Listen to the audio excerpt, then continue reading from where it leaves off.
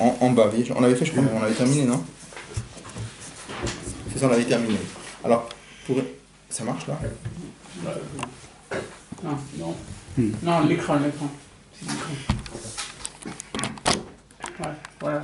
Ça marche? Ça marche? Centre-le. Je vois pas. On peut le mettre, parce que peut-être. Oui, il va tomber, attends. Voilà, c'est ça. Voilà. Ouais, c'est bon. Ok. Parfait. Ça roule, non? Oui. Alors, Ils sont pas mis hein, sur. là, il m'a dit qu'il les a mis dans la semaine. Il m'a envoyé un message me disant qu'il les a mis. Non, Sur Hazit.org, il m'a dit. Non, il a pas mis. Non, non, il n'y a pas. C'est sûr. C'est sûr. Ouais. Mais c'est pas grave, on verra. Il m'a envoyé un SMS en disant je les ai mis sur Hazit.org. Impossible. Non. Alors, je sais pas, on va lui demander après, je sais pas s'il m'a. Ouais, je sais pas.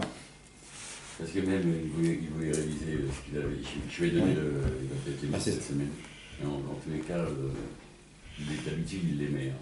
Il a peut-être qu'il a dit pas. Ah, je sais pas, il m'a envoyé. Je t'avais envoyé d'ailleurs le. Je t'avais envoyé le message disant qu'il les avait mis. Ouais, il y a quelque temps. Oui, la semaine. Je sais pas. Je n'ai pas plus d'infos que ça, je suis désolé. Moi, je lui demanderai s'il est là encore. Bon. Alors, qu'est-ce qu'on avait vu? T'as raison, il n'a mis que le numéro 1. Le numéro 1, il vient d'arriver. Dis-moi. Il est arrivé cet après-midi. Oui, c'est ça. Bon, ce matin, c'était. Numéro 1, c'est le numéro 1, pas le numéro 1, le numéro 1. Le premier cours, donc il y a 4 semaines. Ouais. Bon, c'est pas grave, c'est bien déjà. La boîte ouverte. Bon, de toute façon, là, ce qu'on va commencer aujourd'hui, on peut suivre même sans avoir suivi ce qu'il y avait d'avant. Mais je vous dis à l'avance, je ne comprends pas grand-chose dans ce qu'on va lire. Ce qu'on va lire, c'est très, très compliqué. Profond. Ouais. Très profond. Ouais. Ouais. Non, parce que j'hésite presque de le sauter, Ah non. mais on va pas le sauter. On va pas le sauter. Ouais, c'est très quand intéressant. du chômage, la faute et tout ça. Oui, on comprend pas grand-chose. Bon, ouais. Mais je sais pas, Il faut relever ce qu'on comprend pas. Ça, c'est Non, mais c'est intéressant, c'est Oui, intéressant. oui. Parce que tu comprends. Bon, on va le lire ensemble, mais je comprends pas comme ça. Bon. Alors, qu'est-ce qu'on avait dit? On a vu la dernière fois que c'était On a fini. que non seulement on avait vu les preuves que on a vu qu'il y avait plusieurs. Il y avait la raison pour laquelle la création du monde, le monde avait été créé. L'Admorazaken, c'était parce que Nitave Akadosh Baruch Hu liot lo dira betartonim. Et ça, c'était sans aucune raison. Le Malamitam Vadat, pour ça, il explique avec ça le mot du Midrash. Nitave Akadosh Baruch Hu, comme si c'était une envie. Ça veut dire quoi? C'est complètement au-dessus de la compréhension. On parle d'un niveau de Dieu qui est complètement au-delà de la logique. Par contre, le Zohar, le Etzraim, eux, ils ont donné des raisons logiques. C'est-à-dire que le monde apporte quelque chose de logique, il apporte une certaine mala, un avantage, une grandeur. Les galotes, Shtemut Kochotav, dévoiler la plénitude de ses forces, le din de Yishtemut Denle, que les créatures le connaissent, etc. On avait vu que les raisons qui étaient, ce qui est marqué dans Samervav, le cher du Rabbi Rachab, là-bas, il explique que les raisons qui sont mentionnées dans Etzraim et dans le Zohar, pour ça, c'était suffisant d'avoir Olamot Elionim. Ce n'était pas la peine d'avoir Olamazé Agashmi. Par contre, ce que l'Admor Azaken explique, ça justifie, si on peut dire, le lien de Olamazé, même le lien de Olamazé Agashmi. Le monde matériel, le monde grossier dans lequel on est. Après, on avait vu que le fait même qu'on prouve, que le Rabbi Rachab prouve, c'est qu'il retient plutôt le lien du Rabbi Rachab, du Admor Azaken, que la vraie raison, pas que les autres sont fausses, hein, et les autres c'est Mitzad Gilo, il m'en avait dit. C'est parce que Nitave Akadosh Baruch Hu le Rabbi Tartonim, c'est quelque chose qu'on s'en rend compte en regardant Olamazé. Étant donné qu'on voit la grossièreté d'Olamazé, on voit que c'est un monde qui exprime rien, qui apporte rien, c'est ce qu'on avait vu avant. Donc, en considérant Olamazé, en regardant Olamazé, on se rend compte que la seule raison qui peut justifier, c'est Nitave Akadosh Baruch Hu le Rabbi Tartonim, c'est-à-dire que c'était une envie au-delà de la logique. Après, le Rabbi s'était arrêté longuement sur le fait que la preuve sur la Kavana, elle était dans Olamazé. Pourquoi? On a dit, a priori, c'est étonnant. Pourquoi c'est étonnant? Parce qu'on a dit, quand par exemple, tu fabriques une table pour un certain but, le but, il reste dans ton esprit à toi, ça ne descend pas dans la table. Le fait qu'Akadosh Baruch Hu ait fait que la Kavana, le but profond pour lequel il a créé le monde, ça descend dans le monde. Pourquoi? On avait dit, parce qu'étant donné que la kavana, c'est quoi? C'est de faire dira betartonim, mais de façon telle que la dira betartonim, c'est pas quelque chose qui vienne s'imposer au monde, mais que ce soit une chose qui appartienne au gdarim du monde, quelque chose que le monde lui-même revendique. On avait dit, c'est pas simplement que la dira, elle est batartonim, mais la dira, elle est mitzad tartonim. Pour ça, il fallait que la kavana, elle soit, dès le départ, elle soit dans la mazé. Et alors, et le Rabbi avait dit, avec ça, on va comprendre les mots du Rabbi président dans le Ramar qui dit que Ikar Shrina betartonim aïta. Parce qu'il dit comme ça, il dit, étant donné que le but, pourquoi Dieu a créé le monde? C'est parce que Nitave Akadosh Baruch Hu liot lera betartonim. C'est pour ça qu'au début de la création, la Shrina, Ikar Shrina était batartonim. On a demandé quelle est la relation de cause à effet, on ne comprend pas ce qu'il dit. On avait dit de quoi il parle. Il ne parle pas de vraiment que la Shrina batartonim, elle était là. Il parlait le fait qu'il y avait la Arshara, cette préparation, si on peut dire, au Inyan de Ikar Shrina, qu'elle soit batartonim, le fait que ça c'était dès le départ dans la création, c'est ça qui dit que Ikar Shrina batartonim, sur ça qui dit que c'était là. D'après ça, il fallait dire que quand il y a eu les fautes de cette génération et que c'est parti, qu'est-ce qui est parti? Cette Arshara, elle est partie, si on peut dire. Pas la Arshara, elle est partie dans le premier ciel, dans le deuxième ciel, etc. On avait dit, on peut même le comprendre par le fait que ça c'était lié au plaisir de Dieu. On avait dit que cette kavana, c'était nitave, c'était comme une tava, c'était quelque chose qui était lié au plaisir de Dieu. Étant donné que la faute, la vérote, c'est le contraire du plaisir de Dieu, donc c'est quelque chose qui s'est éloigné. Et ensuite, quand on dit que Moshe Rabbeinu a ramené la Shrina dans le monde, ça voulait dire deux choses. Premièrement, il a ramené que l'Arshara elle revienne, et pas seulement ça, étant donné qu'il a construit le Mishkan, il y a eu vraiment la Shrina Bepol qui était là. Il y a déjà eu les Dira Betartonim à l'époque de Moshe Rabbeinu. Parce que le Rabbi, attends, je veux dire, où est-ce qu'on en est aujourd'hui? Donc je dis que c'est quelque chose qui peut être suivi, même si on n'a pas suivi ce qu'il y a eu avant, mais c'est pas facile du tout. Donc il veut dire la chose suivante, il veut rajouter là, c'est qu'étant donné qu'il y a eu, même si on dit qu'au début de la création, Dieu a créé le monde avec ce potentiel, cet Arshara, à ce que l'essence de Dieu fasse partie intégrante du monde, si on peut dire. Et que ça, il y a eu une irrida dans le monde est descendu de niveau parce que cette Arshara, elle s'est éloignée, et après c'est revenu. Mais étant donné qu'il y a un principe dans la Chassidoute qui nous dit que Yerida Tzorech Aliyah, qu'à chaque fois qu'on a une descente de niveau, le but de la descente, c'est d'arriver à quelque chose de plus haut. Alors, puisque le monde est passé par des Yeridot, on est obligé de dire que c'était aussi Tzorech Aliyah pour arriver à plus haut. Et là, il va poser la question suivante. Il va demander, quand tu me dis Yerida Tzorech Aliyah, que c'est une Yerida que Dieu il a fait dans le monde, alors je veux bien accepter de dire Yerida, pourquoi Dieu il a fait cette Yerida? C'est une Yerida Tzorech Aliyah. Mais quand c'est une Yerida que tu as fait toi, parce que toi tu as fait des Averot, c'est ton libre arbitre, comment tu peux dire à ce moment, d'où tu es tellement sûr à ce moment-là qu'on applique aussi le principe de Yerida Tzorech Aliyah? Peut-être que non. Peut-être que quand est-ce qu'on applique le principe de Yerida Tzorech Aliyah? Quand Dieu a fait la Yerida. Mais si c'est toi qui l'as fait avec ton libre arbitre, pourquoi on doit dire que ça aussi c'est Tzorech Aliyah? Le Rabbi va rester que oui. Bon, ça va être la suite. Alors, donc on est dans le... Enfin, tout le monde a un texte, c'est bon, on est... Donc, paragraphe He, page Kuf Nun Dalet.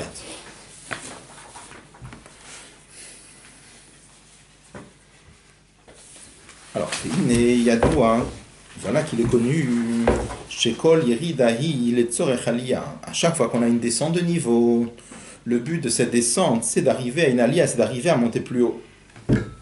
Par exemple, Yeridatan Shama le Matahi, pourquoi la Neshama d'un juif elle est descendue dans ce monde-là? Ibirde, Shaliedeze, c'est pour que grâce à cela, Tita le Neshama, la Neshama s'élève le Madriga à un niveau. C'est pour que la Neshama elle s'élève à un niveau bien plus haut que ce qu'elle avait avant de descendre, parce que sinon ça valait pas le coup de descendre. De la même façon que c'est vrai pour la Neshama, c'est vrai pour la descente de l'enchaînement des mondes, c'est-à-dire le fait que dans l'enchaînement des mondes il y a une descente de niveau en niveau. Mais Olam, quand on passe d'un un autre monde, à chaque fois on arrive à un niveau plus bas. Quand on parle de Olamot Ein-Sof, après il y a Atzilut, après il y a Bria, après il y a Yetzira, après il y a Asiya, chaque fois c'est un niveau qui est de plus en plus bas. Jusqu'à ce que soit créé de là le monde inférieur dans lequel nous nous trouvons. Alors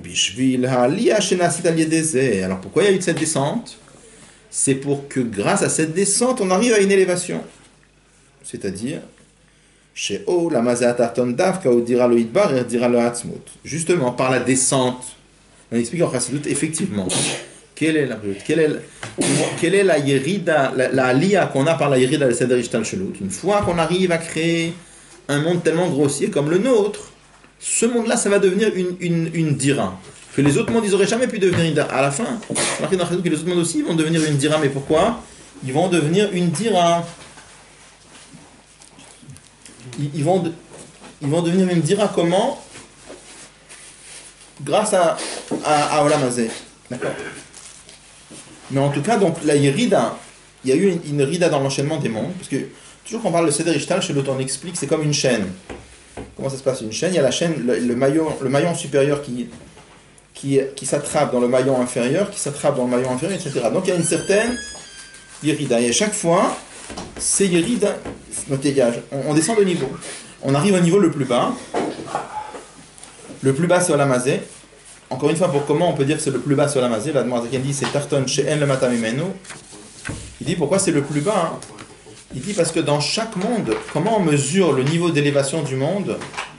Ça dépend à combien Dieu est dévoilé dans le monde. Un monde dans lequel Dieu est fortement dévoilé, ça s'appelle un monde qui est élevé. Quand Dieu est dévoilé un peu moins, c'est un monde plus bas, un peu moins, c'est encore plus bas. Mais dans notre monde à nous, combien Dieu est dévoilé? Pas du tout. C'est-à-dire, un juif qui a une neshama, il peut sentir, mais on ne parle pas de la neshama, on parle le monde. Quand on regarde le monde lui-même, tu regardes une table, la table elle ne te dit rien du tout, elle te dit je suis une table, point final. Donc c'est un monde qui a priori tel qu'il est, dans sa grossièreté, il n'évoque pas Dieu. Ça c'est un monde qui est Tarton le Matam Imenu. Et on dit que tout le but de cette Yerida, c'est de Tzorech Aliyah. C'est quoi la Aliyah? On explique en fait, c'est de faire de ce monde-là une dira betartonim. Ce monde-là est comme Mitioto Matsumoto. Oui, c'est pour ça que... Mais par rapport à Tilut, c'est qu'un dévoilement de Dieu, alors que ce monde-là, l'essence même de Dieu, c'est ça qui crée le matériel. Oui, ça c'est là, mais c'est pas possible dans le monde. Mitzad le guitarim, tout le monde veut pas. Le monde il te dit un Nivavsiod. Le monde il te dit pas je suis. Ce que tu m'as dit, on est d'accord. Ce que tu m'as dit. Oui.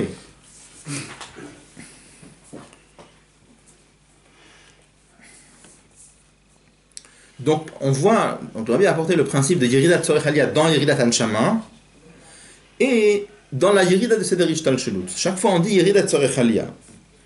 Rabbi dit et de là on comprend c'est vrai aussi pour les Yeridot qu'il y a dans Olam Hazé. De la même façon que quand on dit la Yerida d'un monde à l'autre, c'est Yeridat Tzorech Aliyah. De la même façon, la Yerida qu'il y a dans ce monde-là, c'est aussi Yeridat Tzorech Aliyah.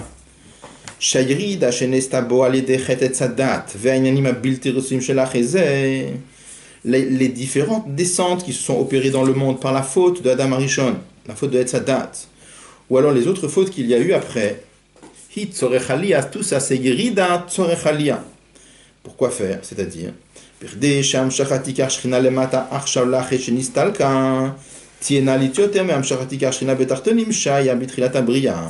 c'est pour que cette Amshacha de Ikar Shrina, qui se fait maintenant après toutes les Yeridot qu'on a eues, elle soit plus élevée que la Amshacha de Ikar Shrina qu'il y a eu avant.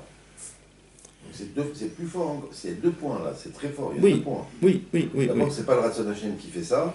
Ah, il n'a pas dit ça encore, il n'a pas dit, on va le voir maintenant. C'est Arshacha ou Amshacha, de quoi on parle là? L'Amshacha. Ça veut dire que déjà avant, il y avait déjà l'essence de Dieu sur terre. Alors, on avait dit que déjà au niveau de Moshe Rabbeinu. Avant Moshe Rabbeinu. Alors, bon, dans ce cas-là, mais après là, il va expliquer sur les deux, sur la Arshara et sur l'Amshacha, sur les deux.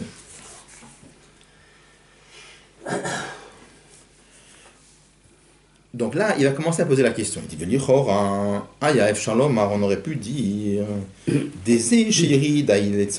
quand est-ce qu'on dit qu'une descente, elle est faite pour monter plus haut? C'est quand c'est une Yerida qui est voulue par Dieu.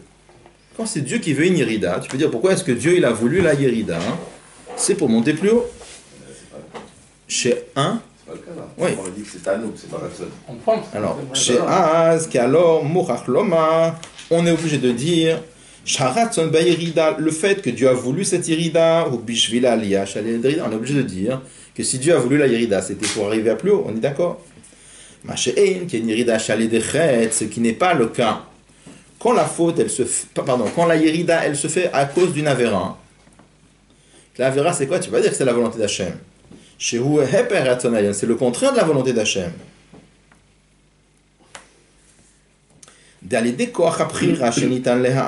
Parce que par cette force de choix libre que Dieu a donné à l'homme, l'homme a la faculté de choisir, l'homme a la capacité de choisir le contraire de la volonté divine. Et de choisir le contraire du but pour lequel ils ont été créés. Dieu a donné cette possibilité à l'homme. Alors a priori on aurait pu dire que on n'est pas donc obligé de dire chez Gamuridazu Itzorech Aliyah. C'est la question qu'on n'est peut-être pas obligé de dire que c'est Irida et Itzorech Aliyah. On va rester avec la conclusion que oui. Mais là on est au stade où on pose la question. Donc je répète, la question c'est, je comprends bien quand il s'agit d'une Irida que Dieu a fait. Alors c'est sûr, si Dieu il a fait la Irida, ou c'était une Irida qui a été faite par sa volonté, là c'est sûr que si Dieu il a fait ça, c'est pour arriver à plus haut. Mais ici c'est une Irida qui a été faite par une faute de l'homme, étant donné que l'homme a le libre arbitre de faire le contraire de la volonté de Dieu et le contraire du but pour lequel le monde a été créé. Alors, peut-être qu'on ne va pas dire ici Iridat Tzorech Aliyah.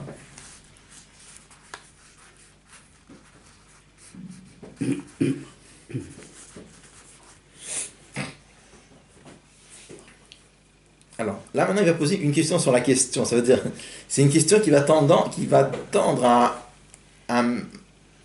rendre plus faible, parce que je ne sais pas si ça répond complètement, mais c'est une question qui a tendance à rendre plus faible la question.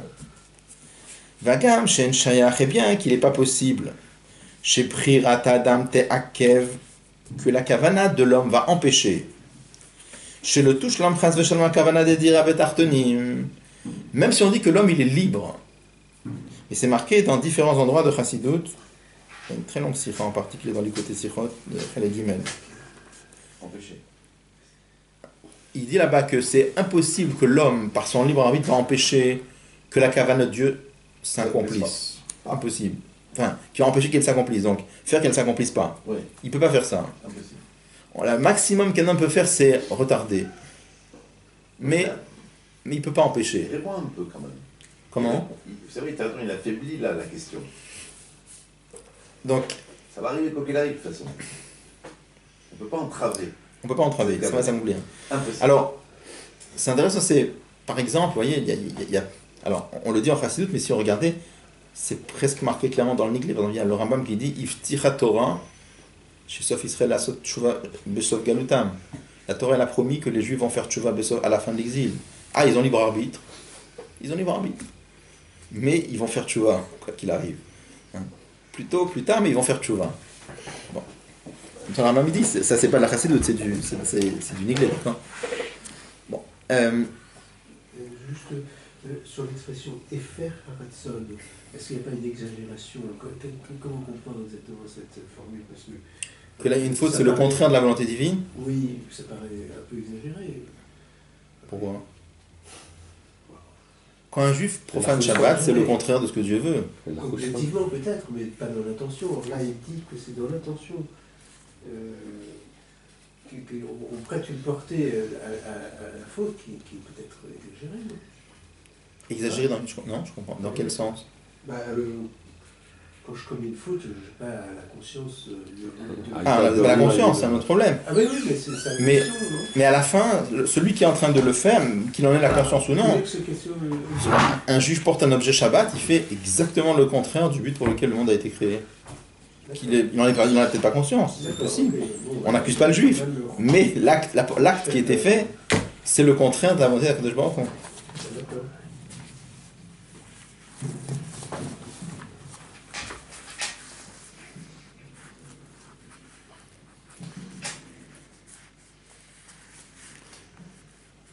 Alors, il y a un machal que les vieux chassidim disaient dans le temps sur le lien de Prira. Ils disaient qu'est-ce que c'est, comment ça marche le lien de Prira. Ils disaient comme ça, c'est comme par exemple un cocher qui est en train de conduire une charrette, une agala, il y a des chevaux. De temps en temps, il dit le cheval il veut plus avancer, il se cabre, il veut plus avancer. Le balagala il prend le fouet, il fouette et ça repart. Un peu plus loin, le cheval se cabre encore, il ne veut plus avancer. Le balaga, là, le cocher, il prend le fouet, il fouette et ça avance. Donc en réalité, il dit, et entre-temps, la charrette avance. Ça veut dire quel est le machal? C'est-à-dire comme ça, le monde va vers une certaine direction. De temps en temps, le cheval que nous sommes, le Nefesh Abba, il peut se cabrer, il ne veut plus avancer. Alors il va se prendre quelques coups à droite, à gauche, d'une façon ou d'une autre, et à la fin, il va avancer quand même. C'est-à-dire, il a le libre arbitre de se cabrer et de retarder le voyage. Mais que la charrette, elle va arriver à destination, c'est obligé. Ça, c'était un machal que des vieux qui misaient dans le temps, sur le lien. Il y a eu toute une sikha là-bas où le rabbi ramène comme ça que le libre arbitre d'un juif ne peut pas empêcher la kavana de s'accomplir. La seule chose qu'il peut faire, c'est retarder. Bon.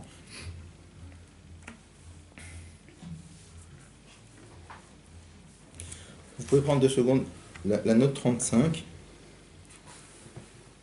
Il dit comme ça, dans la note 35, il dit comme ça. Ki akavana de dira betartonim hi shehatzmut nitaveliot le dira betartonim. Le but que Dieu a voulu d'avoir une demeure dans le monde inférieur, c'est l'essence de Dieu qui a voulu avoir ça. Et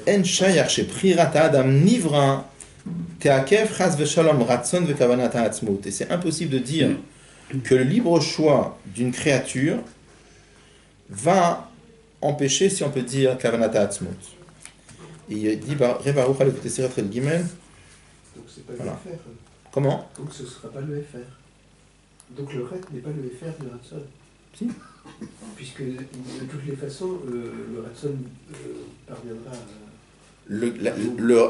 à la fin, la kavana va s'accomplir, mais le fait que le juif a fait une avéra, c'est que la avéra, c'est le contraire du Ratson d'Akadosh Baruch Hu. Oui. C'est-à-dire, c'est comme si je disais que quand le cheval se cabre et qu'il ne veut plus avancer, c'est le contraire de la volonté du cocher. Le cocher, il ne voulait pas que ça s'arrête, il voulait que ça avance. Il voulait que ça avance plus vite. C'est comme ça.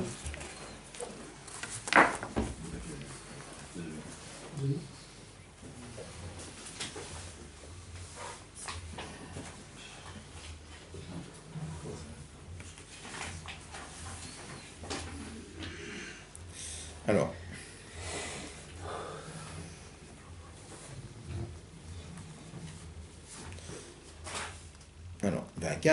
je reprends dans le texte.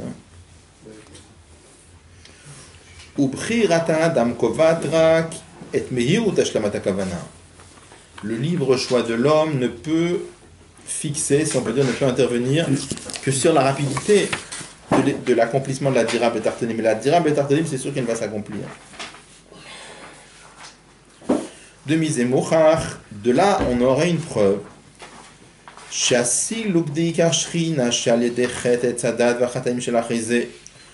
Que le fait que la Shrina quittait le monde par la faute de Adam Arishon et les autres Hataim, ça nous oblige à dire que c'était quelque chose de provisoire, puisque de toute façon, c'est obligé que la Kavana elle va s'accomplir. Donc c'est sûr et certain que quand on dit que la Shrina elle est partie, c'est obligé que c'est provisoire. Le Rabbi dit en vérité, de là on a seulement une preuve.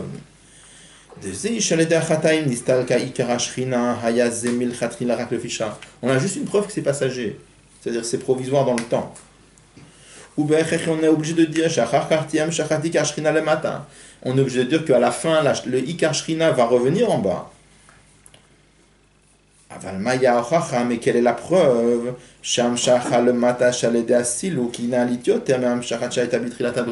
Mais dont on a une preuve de dire que par le silo que ça va être plus haut. On n'a pas de preuve pour ça. D'accord? Donc qu'est-ce qu'on a dit là? Il avait dit, si on fait le bilan de ce qu'on a dit, on a dit comme ça, a priori, Yeridat Sorechalia, chaque fois qu'on descend de niveau, c'est pour monter plus haut. Quand le Rabbi demande la question, il dit, a priori, peut-être que, quand est-ce qu'on dit que Yeridat Sorechalia, c'est quand c'est une Yerida que Dieu a créée dans le monde. Une Yerida qui s'est faite avec la volonté de Dieu. Mais quand c'est une Yerida que c'est l'homme qui a fait avec ses avérotes et que l'homme a le libre arbitre, peut-être qu'on ne dit pas Yerida de Sorechalia.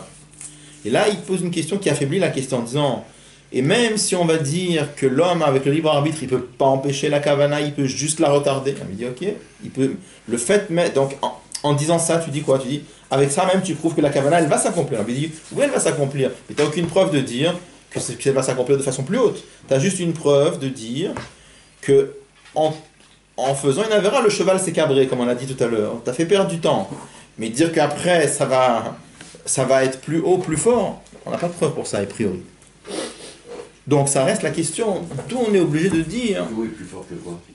Non, parce qu'on dit qu'à chaque fois qu'il y a une hérida, le but de la hérida, c'est d'amener à ce qu'après, la hamshacha, elle va être plus forte. Donc on dit, de tout ce qu'on a dit jusqu'à présent, il n'y a pas de preuve. Même si on dit que l'homme, par sa avéra, il ne peut pas empêcher la kavana de se réaliser, on dit, ok, il ne peut pas empêcher, mais ça, rien ne te dit qu'avec la avéra, ça va faire que ça va être plus haut après.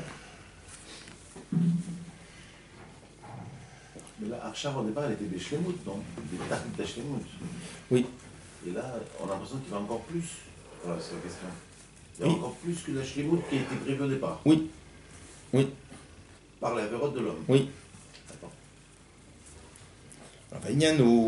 Et le sujet est Itabe Midrash, il est marqué dans le Midrash à la passe à propos du verset Nora Alila al Bene Adam.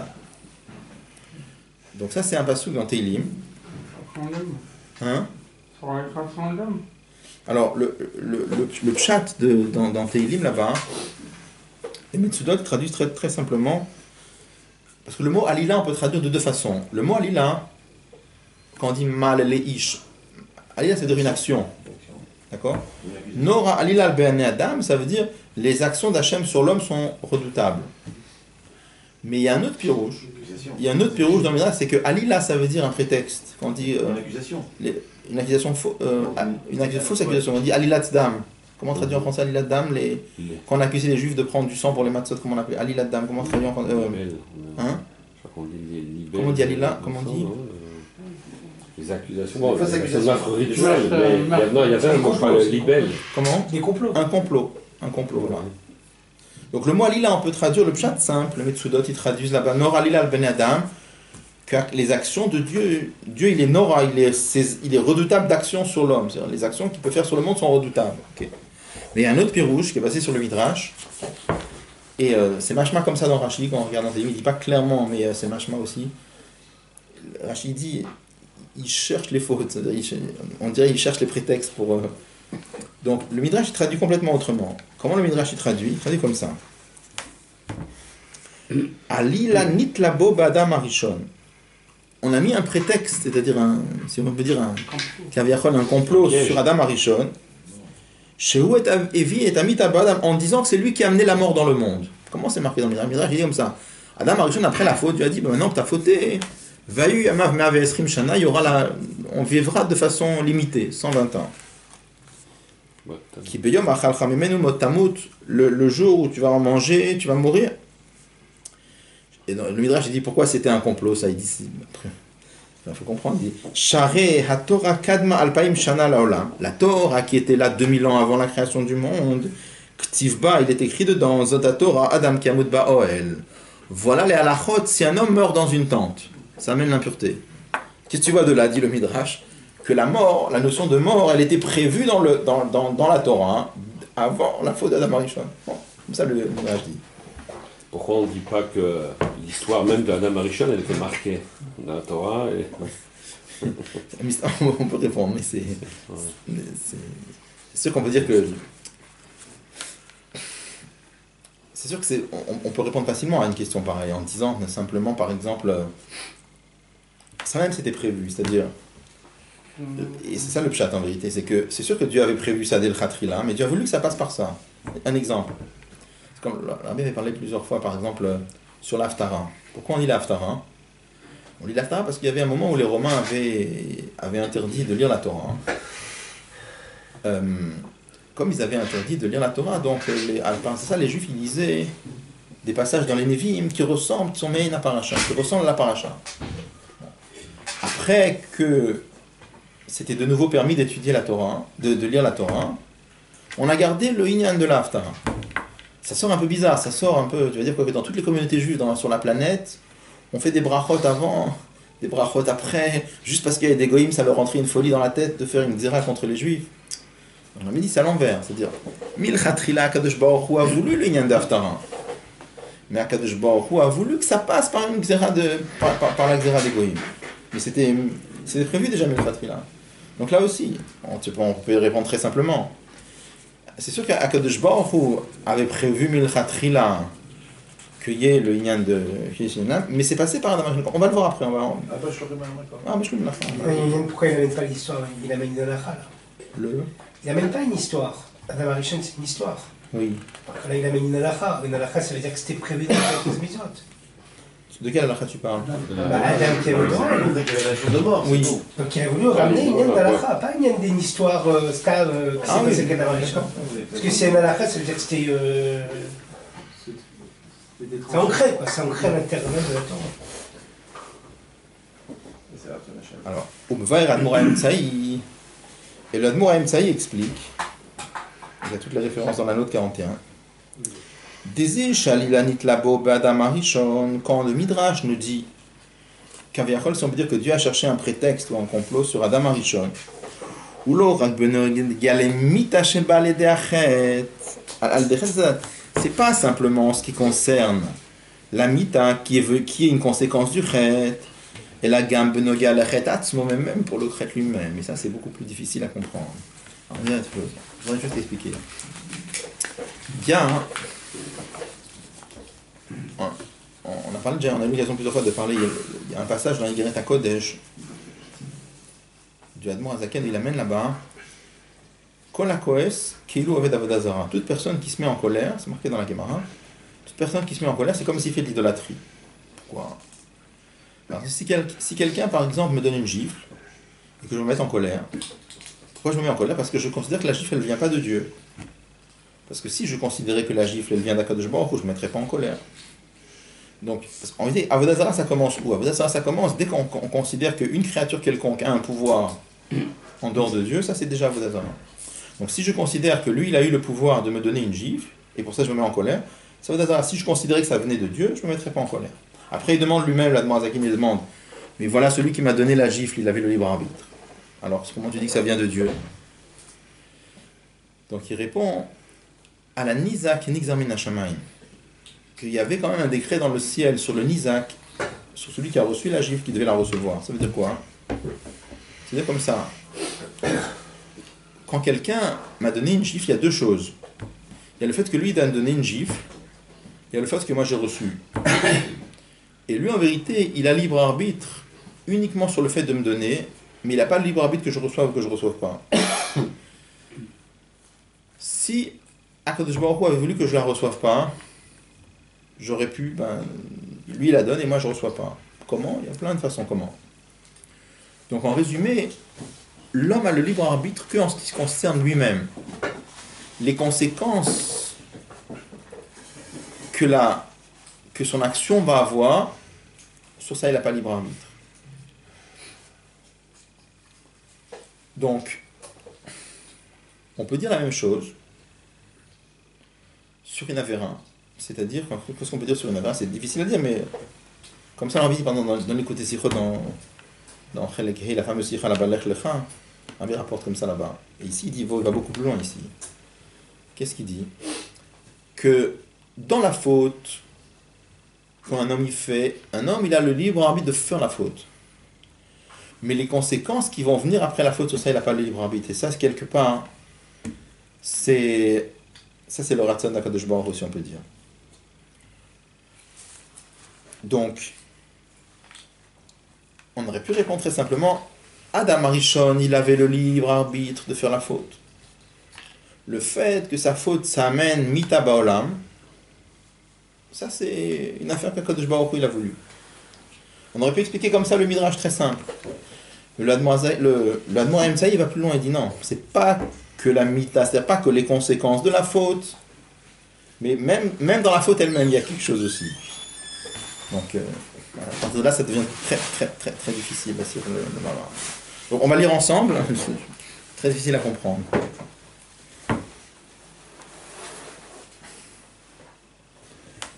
Bon, je suis désolé, je vais le dire, je ne comprends pas grand-chose dans ce qui est marqué pendant la suite. Alors, il dit comme ça.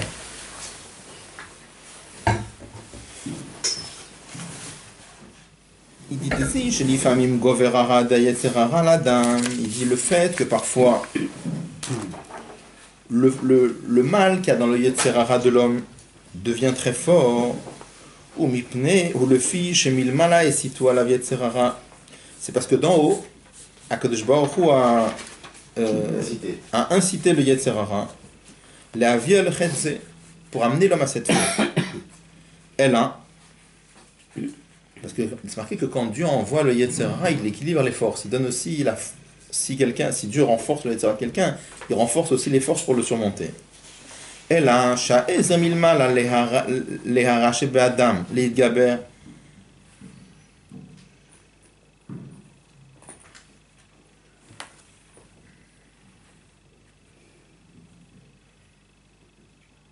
oui. Cette aide supplémentaire que Dieu a donnée au mal qu'il y a dans l'homme. L'idgaber à la tov shebo, pour arriver à dominer le bien qui est en lui. Et de la même façon. L'aide d'en haut qu'on a donnée pour le bien qu'il y a dans l'homme. L'idgaber à la rachebo, pour arriver à dominer le mal qui est en lui. Ou mouvdal me adam, c'est quelque chose qui se trouve à un niveau très très loin de l'homme. Et dans ce cas-là, Enonir Gashbo, et à cause du fait que c'est très loin du niveau de l'homme, l'homme ne le ressent pas. Velachen Enomachiach et Adam, c'est pour ça que ça n'oblige pas l'homme. Quand c'est un niveau que tu ressens, ça t'oblige. Mais quand c'est un niveau que tu ressens pas, ça t'oblige pas.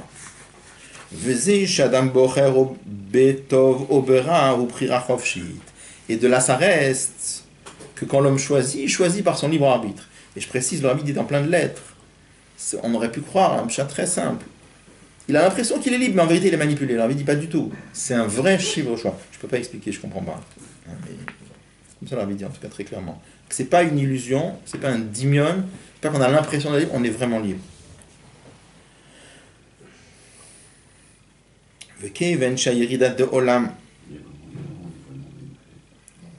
On est vraiment libre. C'est-à-dire, on pourrait croire qu'on est manipulé, qu'on a l'impression d'être libre, mais le rabbi dit dans plusieurs lettres, pas du tout. Il dit on est vraiment libre à 1000%.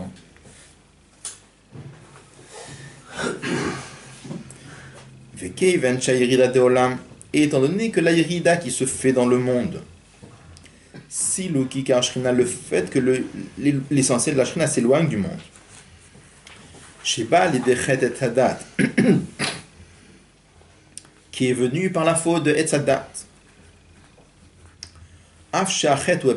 même si la faute c'est le contraire de la volonté divine et c'est quelque chose qui provient du libre choix de l'homme, Haïta Bekavana, c'était Bekavana.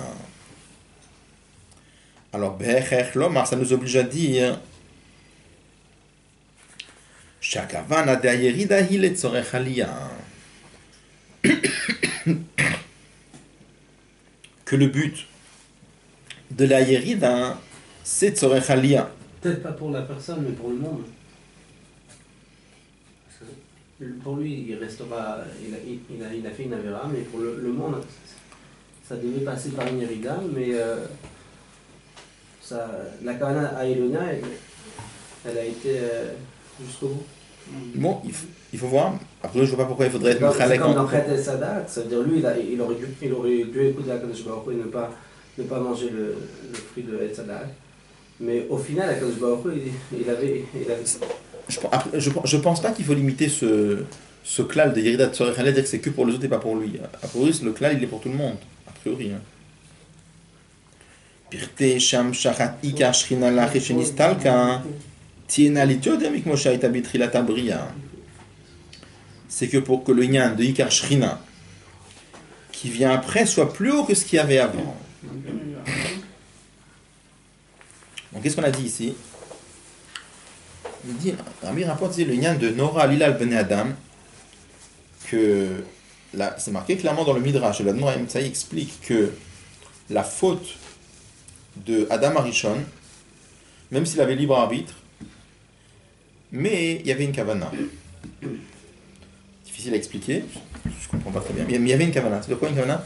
Même si on dit que la faute, c'est Heper Haratzon, c'est le contraire de la volonté divine, il y a quand même une kavana dedans. Et dans la suite du Mama, très difficile, mais en tout cas, toute la suite on va voir, le Rabbi va rapporter une preuve que même quelque chose qui est Heper Haratzon, qui est contraire de la volonté divine, il y a aussi une kavana. Ça va être la suite. Une kavana de Aliyah. Comment? Une kavana de Aliyah. Oui. C'est ça. Oui. C'est le FR du FR, quoi. C'est ça. Non, c'est ça. Oui, ça va. Mais c'est la citation du Tzerara, c'est un petit peu. J'avais vu ça sur un jeu de cirque, ouais, dans le Kirkas. Le Rabbi parle de ce. Knigia, la mène vient de Knigia. Ouais, c'est un peu embêtant. On a l'impression que oui, il joue, il se réjouit de la lutte entre le tigre et le gladiateur. Oui. Ouais, le Rabbi parle tout de Kirkas. C'est un midrash, c'est un midrash. C'est un. C'est Mamarim. C'est le Mamarim de Admorem Tsaï, vraiment. C'est dans les Mamarim de Admorem Tsaï. Le Rabbi le rapporte. C'est un peu spécial, quoi. On a l'impression que. Tout en regardant les Barbies, mais c'est bizarre ce jeu de cirque. C'est. Inciter les Tzerara pour. Bon, en réalité, c'est des lignes très très haut. C'est très profond, mais C'est des paris, des vécus. c'est mon plaisir, c'est Alors, le pied aller d'après ce qu'on a dit avant. Chez Ikar Shrina Betar Tenima et Amud Gashnein, quand on dit que l'essentiel de la Shrina se trouvait en bas, il y a deux Nekudot. C'est quoi les Nekudot? Premièrement, Ikar Shrina chez le Malamo Olamos, et on avait dit que c'est ce niveau de Dieu qui transcende le monde. C'est ça qu'on appelle Ikar Shrina, pas le niveau de Dieu qui est Metzum Tsam, mais le niveau de Dieu qui est au-delà de la création du monde. Et deuxième Nekuda, on a dit que c'était Batartonim. Des Eisheikar Batartonim ou Gamitzadinyanam de Tartonim. C'est pas simplement que ça se trouve que la dira elle va se réaliser géographiquement en bas, mais que ça va être son inyan, c'est Mitzadinyana, c'est-à-dire que le monde inférieur va revendiquer ce inyan, ça devient partie constituante de lui-même, c'est son inyan à lui, c'est son tofren. Ça c'était le deux inyanim qu'on avait dit avant. Yeshlom, l'envie dit d'après ça, il faut dire Shaita ronbam shachat ikar shrina betartonim lache shenistalka legabe mikmo shaita bitrilat abriya. La supériorité qu'il y a dans la mshacha de ikar shrina betartonim après qu'elle se soit éloignée du monde, quand ça va revenir après, c'est dans les deux inyanim. Dans les deux inyanim, ça va être plus haut. C'est quoi dans les deux inyanim? Premièrement, Shagi lo yelokut shenimshach al-yedei avodat adam achshav ugilui nale yoter me'agilui shenimshach al-yedei avodat adam arishon kodem achet. Le dévoilement que nous amenons maintenant dans le monde, c'est un dévoilement plus fort que ce que Adam Arishon a amené avant le chet. Deuxièmement, sham shachata gilui ba'olam betartonim ou bepnim yoter achshav ou bepnim yoter. Avec notre avodat de Torah et Mitzvot, la dira, elle devient encore plus le lien du monde. C'est encore plus revendiqué par le monde. C'est encore plus fort. C'est quelque chose qui pénètre encore plus fortement dans l'Egdarim du monde. Il faudra l'expliquer. Donc, qu'est-ce que Rabbi dit? Que les différentes iridotes qu'il y a eu dans le monde, ça va avoir pour impact que le fait que Ikar Shrina Betartonim Aïda, ça va être plus haut. Et plus haut dans les deux Nyanim. Et plus haut dans Ikar Shrina. Et plus haut dans Tartonim. Ça veut dire quoi? Ça va être un niveau plus haut encore de Ikar Shrina et que ça va être encore plus lié avec le lien de Tartonim. Ça, c'est ce qu'il. Là, il explique ce qu'on veut expliquer. Maintenant, ici, ça commence. Yuvanze. En profondeur. En profondeur, c'est pas. Ça n'étudie pas l'aspect Giloui. Quand vous dites. Non, Pnimut, ça devient plus son Yana elle. Ah. Ça veut dire qu'on le revendique encore plus fort. Parce qu'on avait dit avant que le Inyan de Dira Betartonim, c'est pas simplement une demeure qui se fait en bas, mais que le Inyan de Dira Betartonim, il est revendiqué par en bas, ça devient le Inyan d'en bas. C'est plus profond en eux encore.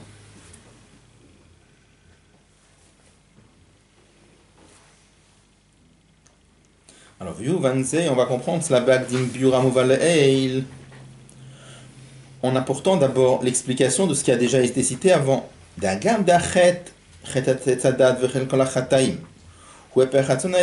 la faute de Adam Arishon et toutes les avérotes qu'il y a eu après, bien que d'un côté c'est le contraire de la volonté divine, c'est le contraire de la volonté supérieure, mais quand même c'est Bekavana.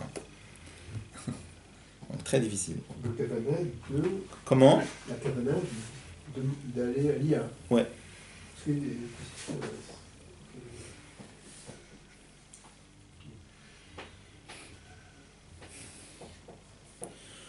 Et le sujet est... Déjà, pour expliquer ça, il faut d'abord citer autre chose.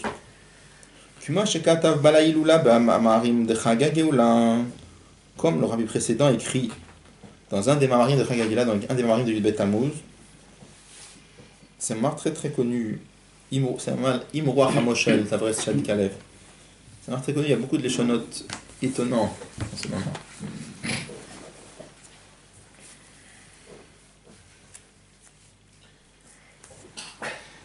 Il dit comme ça. Il dit de la même façon que chaque chose qui existe en bas, il ne peut exister que parce qu'il a un shoresh en haut. Et s'il n'avait pas de shoresh en haut, il ne pourrait pas exister. Le rabbi précédent écrit dans le Mama, pareil pour les Averot. Pourquoi, comment ça peut exister les Averot dans ce monde-là, hein?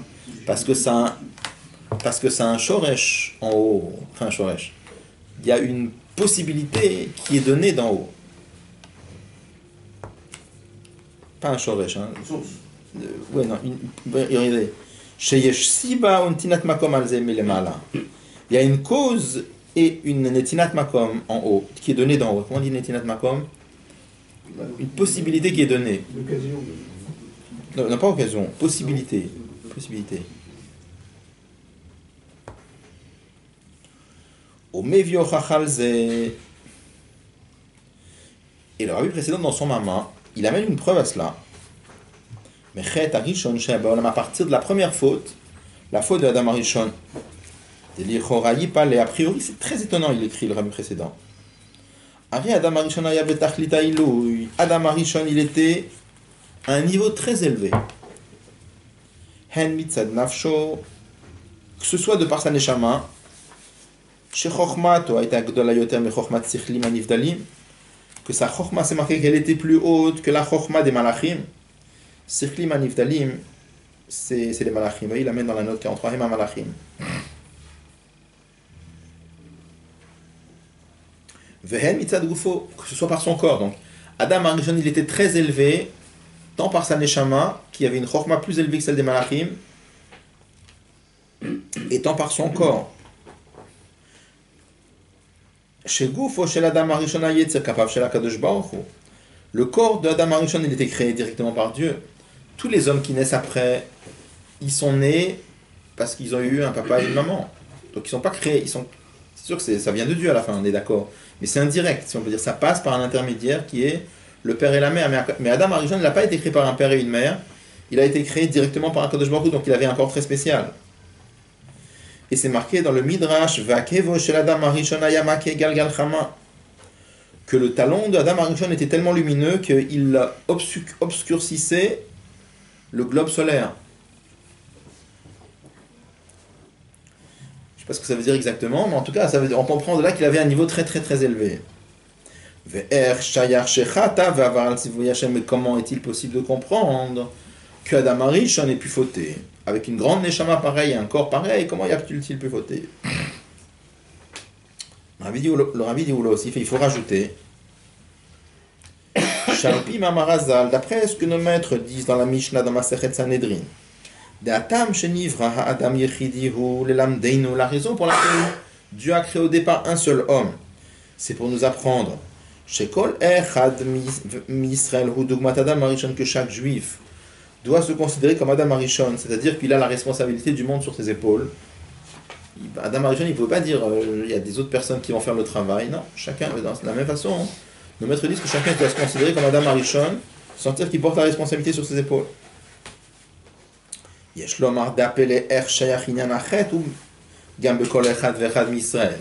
Donc l'envie dit de là, on peut comprendre que l'étonnement qu'il y a, comment on peut fauter, la question, elle n'est pas seulement sur Adam Arishon, c'est même sur chaque juif. Puisque nos maîtres disent clairement dans la Mishnah que chaque juif, il porte sur ses épaules le monde entier. Donc chaque juif, il a un niveau de potentiel incroyable. Chacun d'entre nous, comment on peut fauter? De qui étant donné que l'âme divine qu'il y a dans chaque juif, c'est une parcelle de Dieu, Vegam benogé à gouf de Israël, et même en ce qui concerne le corps d'un juif, Neymar il est dit ou banu bachata mikol am velashon, que Dieu nous a choisis parmi tous les peuples.